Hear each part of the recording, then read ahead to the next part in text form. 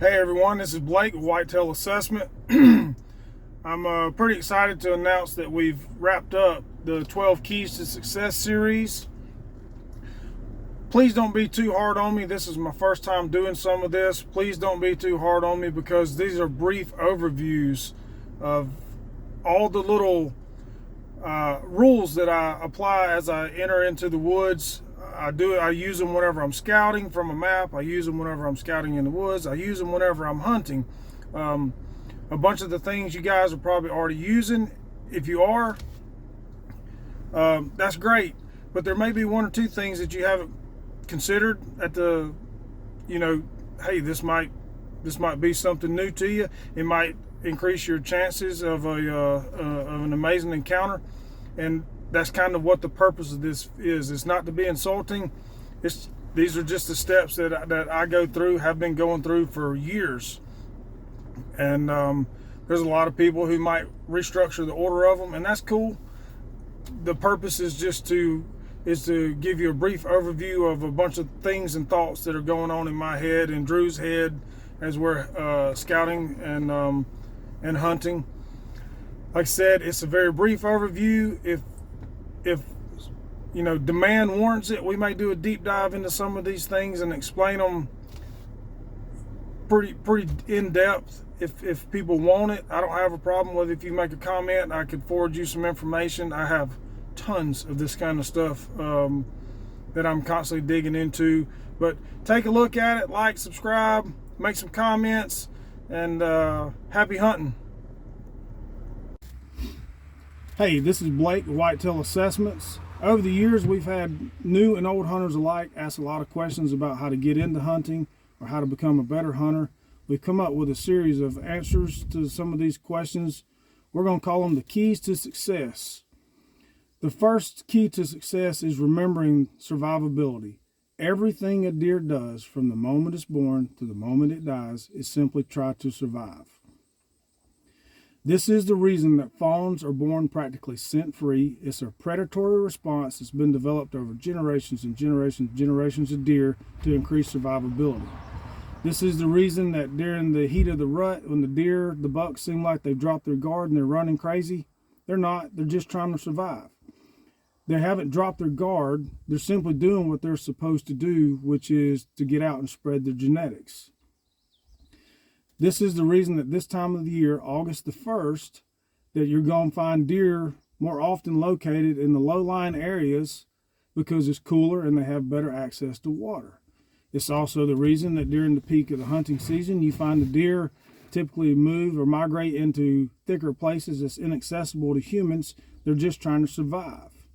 We often find that 90% of the deer are located on 10% of the property, and those things revolve around food, water, and cover. They're just trying to survive. So next time you head off into the woods, let that be the first thing that you think about. Where are the deer going to be today, or this moment in time, trying to survive? And when you start thinking like that right out the gates, it kind of puts you closer to the area where the deer are going to be located. Thus, you're likely to have a better encounter, whether you're trying to fill the freezer or tag that trophy buck. Remembering that survival is rule number one is going to increase your odds.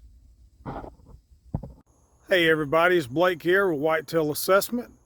In a continuation to our series Keys to Success, I think rule number 2 should simply be time in the woods. You don't really have to know anything to be successful randomly. That being said, I think the best rule that comes after survival is simply go hunting. The only caveat there is to make sure that you learn something every time you go. We all know these people who have, for whatever reason, they have a horseshoe or a rabbit's foot in their pocket. They go sit in some gar hole and they smoke 130, 140, sometimes even larger buck. And that's a one and done. They may hunt the rest of their lives and never shoot one. So time in the woods is what created that success for those people. That being said, the whole purpose of this series is to create that kind of success over and over and over again. So Hang in there. We're going to continue to chip away at these rules, and we'll get them out there for you guys. But rule number 2 is time in the woods. You can't shoot anything sitting at home. Hey everybody, it's Blake Whitetail Assessment. Next up on the keys to success in this journey we're taking is going to be the deer's nose. Now there's a lot to know about a deer's nose, but the main thing that all hunters need to remember is it is their number one defense. It smells tremendously better than even a dog's nose, about 3 times better than a dog's, to be exact. So the main thing is remember that on your approach and your stand locations need to always be downwind of the deer. There's a lot of people that deploy a loop around method just due to convenience and the size of their leases. All that I'll say to that is most research indicates that a deer can smell for up to half a mile. Some says it can smell a lot further than that. But the main thing is just know that on your approach, you better stay downwind of these guys, because they're not going to tolerate any odors and of humans and hang out very long. Anyway, that's number 3. All right, number 4 in the keys to success. This is going to be a hard one to explain, but thermals. I guess the easiest thing to say is as the air cools, your scent, along with the rest of the surroundings, drops and falls to the forest floor or the woodland floor or pasture or wherever you're at, and then migrates to the lowest area in the surrounding. All right, and then as the air warms, like in the mornings, as the sun hits that air and that air rises, that scent migrates up. Now, the mornings is pretty cool. In the afternoons, it can get you, because your scent can start to fall and then migrate along with the flow of a creek or lowland, like in a ditch or something. And you could have deer that know that you're there, and they may be a couple 100 yards away. The best way that I have found to explain and understand this, because I'm mainly a visual learner, is if you'll do an internet search of like fog as it's coming in on the mountains in the afternoons, you can watch it like drop from the sky and then move into the mountains or the little valleys or whatever, and you can see how that fog migrates. And you can do the same thing visualizing that fog lifting in the mornings as the sun hits that fog and it starts to burn off or rise. Thermals are just like that. That's probably the best representation that I can come up with. So go to the internet, watch it, read about it, learn it, and we'll come back to you. Number 5 on the keys to success, and kind of piggybacking off of number 3 and number 4, which was the deer's nose, a little understanding of thermals is going to be turbulence. Just like as water flows and it hits rocks or bends in the channel that is flowing in, it creates turbulence. Those spots create places for your scent to move downwind and then to sit there and rotate, and then they become extremely unpredictable. So I'll give you a good example that's got me in trouble a couple times. I found myself like within I don't know, 50 or 60 yards from what I would consider like a bluff or something, and the wind will be hitting me right in the face, but the deer 80 to 100 yards knew that I was there. That was simply the wind hitting the bluff face and then rolling over. And it's super hard to predict what's going to happen there, because there's a lot of variables. Mainly it's going to be wind speed. So if you have that perfect wind speed, it may come, roll over, and your scent may land out in front of you 100 yards or something like that. And then also, like if your wind's running down a bottom, it may hit like a ridge that's like terminating into that bottom somewhere, and it may like fold around that, similar to like eddies in a creek or something like that. Some of the stuff's extremely hard to predict, but the more you hunt, the more predictable it becomes. And sometimes just knowing that there's a potential issue will help you out help you be successful. Hey, this is Blake with Whitetail Assessment. This isn't really a rule, but it is kind of summation of the last three, which was a deer's nose, a little bit on thermals, and a little bit on turbulence. Deer don't have magic powers. So when you hear people talking about their sixth sense, I have concluded, and I have read different people's thoughts on this, on the deer's sixth sense, but I have concluded the deer's sixth sense is simply its nose, and more or less a lack of understanding, or maybe people know it, but they sometimes it's extremely unpredictable. But it's the deer's nose in conjunction with thermals and turbulence. So that deer that locks up like 60 yards away, next time I would suggest take a moment, even if it's a doe, or it could be that trophy bucktail that you see running away. Take a moment, analyze your surrounding, pull out your map, look at topography, because I can tell you with almost 100% certainty that whenever you look at what's going on and apply the thermals and the turbulence rules, you're going to find that your scent was more than likely in some form or fashion working its way to where this deer was, because you can do everything right and still not predict what some of this stuff's going to do. So anyway, that's my little tidbit on the deer's sixth sense. Make some comments, let me know what you think, because everybody's got an opinion. I would like to hear them all. Thanks. Hello everyone, this is Blake with Whitetail Assessment. Next on the list is going to be the deer's eyes. And the keys to success, the deer's eyes. So deer's eyes don't see quite as well as humans. They're crepuscular, which means they're designed to work at twilight. A few little quick facts. They don't see red and orange very well at all. So those of you who find yourself hunting in orange during the rifle seasons, not a big deal. The deer don't see it. So long as you sit still, it's not going to be an issue. Your biggest issue there is giving away your location to other hunters. Anyway, they can't see during the daylight as good as us, which is the reason whenever you walk up, they're doing all this head bobbing and stuff. They're trying to figure out exactly what's going on there. They do see greens and blues pretty well. So if you're heading off to the woods to scout or hunt, if you're going to choose a green that blends into your surroundings. And I would avoid blue because there's not a lot of blue of anything in the woods. Not most of the woods that I've ventured off into.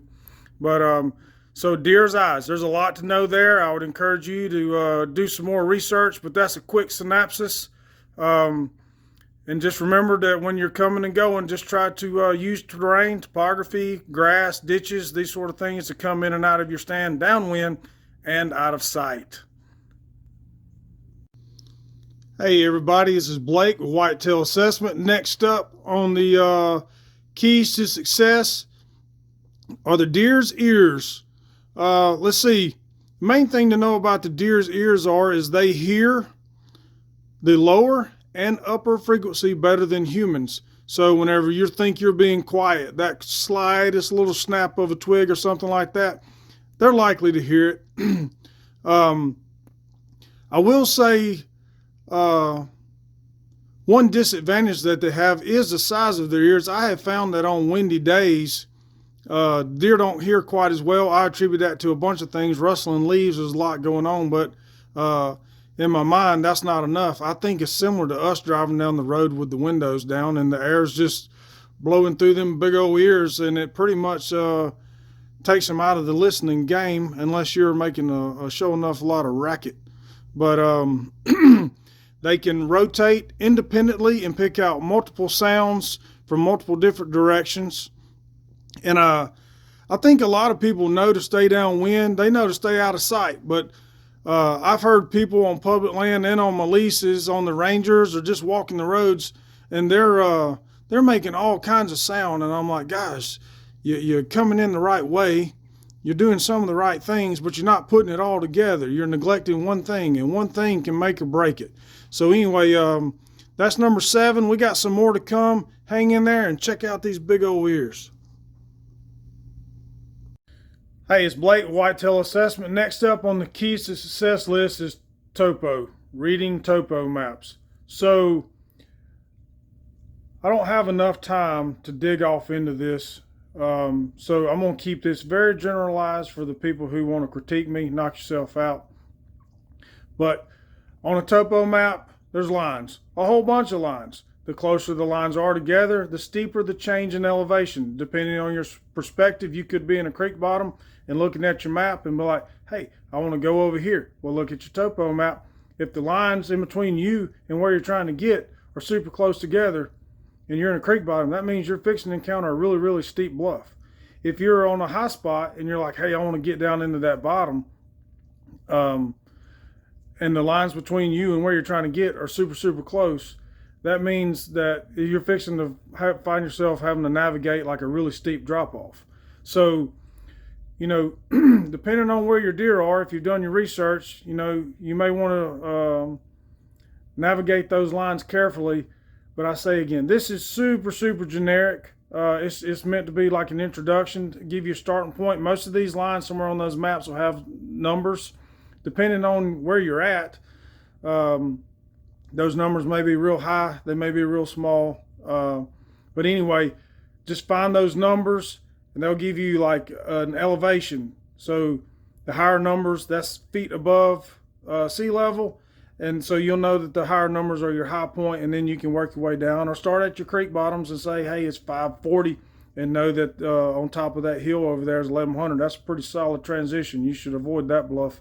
But anyway, dig into it, read. Anyway, topo maps, super critical. There's all kinds of stuff out there, and deer have a tendency to travel the upper 1/3 line. That's a survival skill where they are trying to not cast a silhouette. Like I said, this is way more complicated than I have time to go over. So dig into topography. That's super important for you to learn. Thanks. Number 8 on the keys to success is stand location. This is a pretty solid debate. I'm going to land on you should put your stand downwind of where you have the greatest opportunity of shooting a deer. And as basic as that sounds, there's a lot of people that will argue you up and down, backwards and forwards about stand location. No, you got to be X number of feet off the ground. You got to do this, you got to do that. Look, there's a lot of people kill a whole lot of deer off the ground, and they just position themselves in some grass and find a way to break up their silhouette. If you're rifle hunting a 400-acre field, you may want to get 30 feet, 40 feet off the ground in some climbing stand so that you have the best visual advantage. In a lot of places that I hunt, I don't get more than 10 or 12, 15 feet off the ground. Why? Because if you get any higher than that, you're in the canopy. If you get any lower than that, you're in there with the tree trunks, and it's hard to disappear. So the main thing is stand location is 100% dictated by where you're at, what you're hunting with. So anyway, don't get hung up, don't overthink it. It's actually a lot simpler than what most people make it. You just want to have some cover. If you're up there fully exposed and you're trying to draw back a bow, you might consider getting a little higher. If you're on the ground, just get behind a tree, a deadfall. If you got a rifle, hell, you're probably going to shoot the deer before you can see you anyway. Just do what you got to do. But stand locations, simply pick a place that puts you in the right place to have an opportunity, depending on your weapon of choice. All right, number 10 on the keys to success, we're going to briefly talk about bedding. I read 1,000 articles on bedding, and I guess my problem with a lot of the articles is it comes from the perspective of an individual hunter, and it's never really generalized. So we're going to keep this general, because if you're hunting in the hill country, deer are going to bed in the hills. If you're in wide open country, they're going to bed somewhere on flat land. So, but a lot of times you'll read or hear someone talk about it, and they're like, oh, they always bed on the side of a hill. Well, yeah, probably where you hunt at, because that's what your terrain and topography looks like. But a couple things I have noticed. they just about always bed in some form of cover. And then you dig a little deeper into that, they like to be at least 90%, I guess, they like to disappear at 90% at about 100 yards. That being said, that can be accomplished in a bunch of different ways. They just want to be almost hidden at 100 yards. So anyway, so if they look out from their bed at 100 yards, they can only see 10%. Another thing is they just about always bed facing downwind, and then allow their nose to see what's coming in from behind them. And that's going to get a little bit more complicated when we're going to dig into some of the other things, because it's interesting when you think about their nose, their eyes, and their bedding habits, and how you should actually approach. Bucks have a tendency to bed one or two bucks together, normally a dominant buck and a subordinate buck, and does tend to bed in little groups.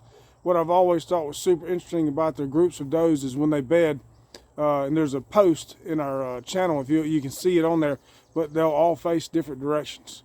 So you know, you can do everything right. I said this before, you can do everything right and still not work out, because if you have does and 4 does and they all face 4 different directions, you're not going to get within 100 yards of them without one of them knowing. Why? Because they can see 10% of what's out in front of them, even you know, just due to their bedding habits. But so that's that on bedding.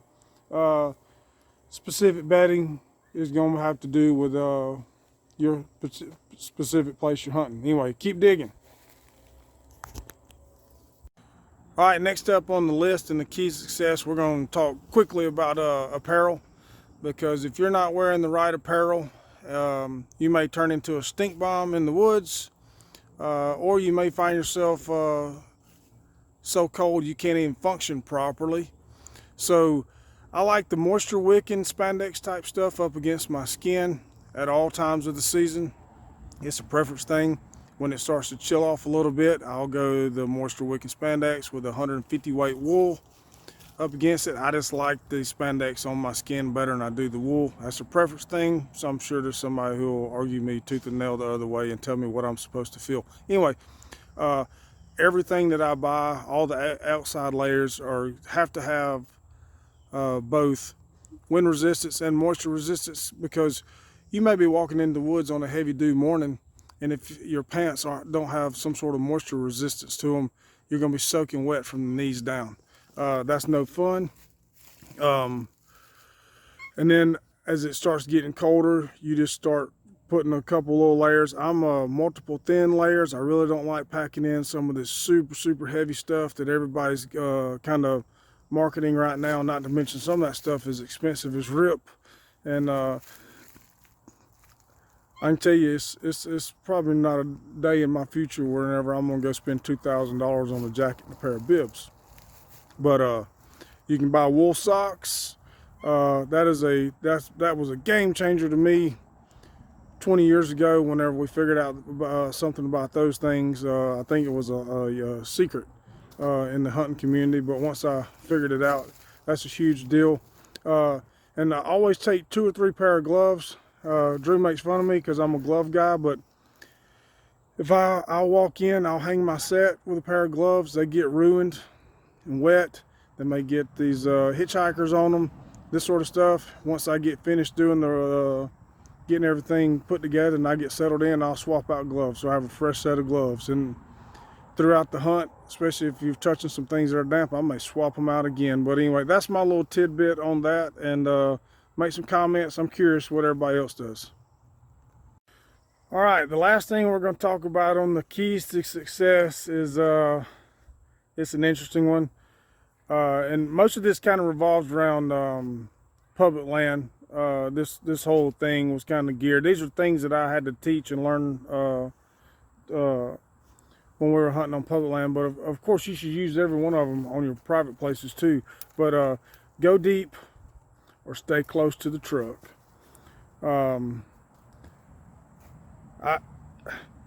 Half the time when you get online, people are like, you got to outwalk everybody. I have concluded that there is nowhere on a piece of public land that people aren't going.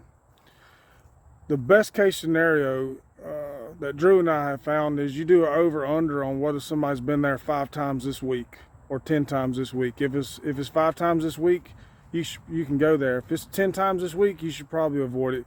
You know these places. If you're hunting public land, there'll be 14 trucks in the parking lot, and you should probably just go get downwind of that whole area, because that's probably a better game plan than trying to get in there with them. That being said, I don't think there is a go deep or stay close plan. I think you should check out the topography, the access, and then go scout. I've killed several bucks out of state. I killed a 147-inch 9-point on some public land, and I was 1 3/4 miles from where we had parked at. And then I killed another one out of state. That was when it was said and done, I think I was 150 yards, 140 yards from a parking lot. And so I think it just depends on everything that's there. Read your topography, and you know, there's places that deer want to be, there's places that they're not going to be. I can tell you one thing that's for dang sure: they're not going to be where people are. So if all the people are piling out of that parking lot and going 1 3/4 miles in the same direction, there's no need in you going there. You might well consider just doing a radius type scouting pattern around the parking lot, because you may find that all the people are pushing the deer right back to the parking spots. And so long as they can get that 90% cover at 100 yards of view, they'll bed there. So anyway, let me know what you think. We're going to try to compile this, put it all together in one big video, so over the course of just a few minutes you can see all the high points. So go to our channel, Whitetail Assessment, take a look, follow us, subscribe, and we're going to keep some more cool stuff coming. Thanks.